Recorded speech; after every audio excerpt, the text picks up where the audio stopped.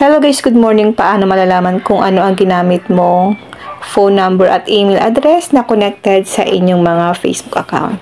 Kung yan ay hindi na active, pwede nyo na po siya guys i-remove or palitan nyo na po siya ng bago, yung contact info or yung phone number na nakakonect sa inyong mga Facebook account at yung email address para po once na hindi nyo po ma-open ang inyong mga Facebook account ay ma-recover nyo po ito agad. Paano ba natin malalaman kung ano yung phone number na ginamit natin dito sa pag-create or sa paggawa natin ng ating Facebook account? Open lang natin ang Facebook app at i-login po natin ang ating account. Tap 3 lines. Scroll down. Tap Settings and Privacy. Tap Settings. Tap natin ang See More in Account Center. Scroll down. Dito po sa may account settings, makikita nyo dito ang password and security, personal details, your information and permission, add preferences, MetaPay, subscriptions. So, itap lang natin dito ang personal details.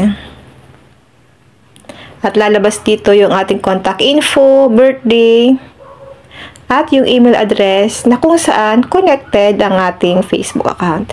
Tap lang natin ang contact info. Halimbawa guys, hindi na po active ang inyong mga mobile number. Itap nyo po yung add new contact. At ito guys, pipili lang kayo dito kung add mobile number or add email. Halimbawa guys, hindi mo na ginagamit yung phone number na nakalagay dito sa inyong Facebook account. Itap nyo po yung add mobile number. And then, i-add nyo po yung mobile number dito.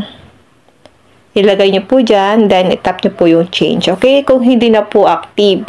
Para once na hindi nyo po ma-open ang inyong mga Facebook account, ay ma-recover nyo po ito. Back lang natin. Halimbawa guys, yung email address naman. Tap nyo po yung add new contact. Then itap nyo po yung add email.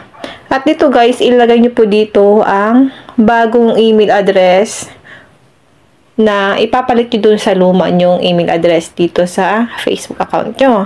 Then, itap nyo po yung next, okay? Ganun lang po guys, kadali kung paano po natin malalaman kung ano ang ginamit natin na phone number at email address na connected sa ating mga Facebook account.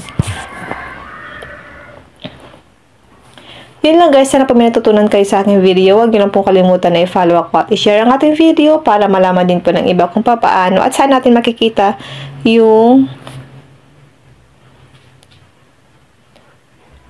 phone number at email address na connected sa ating Facebook.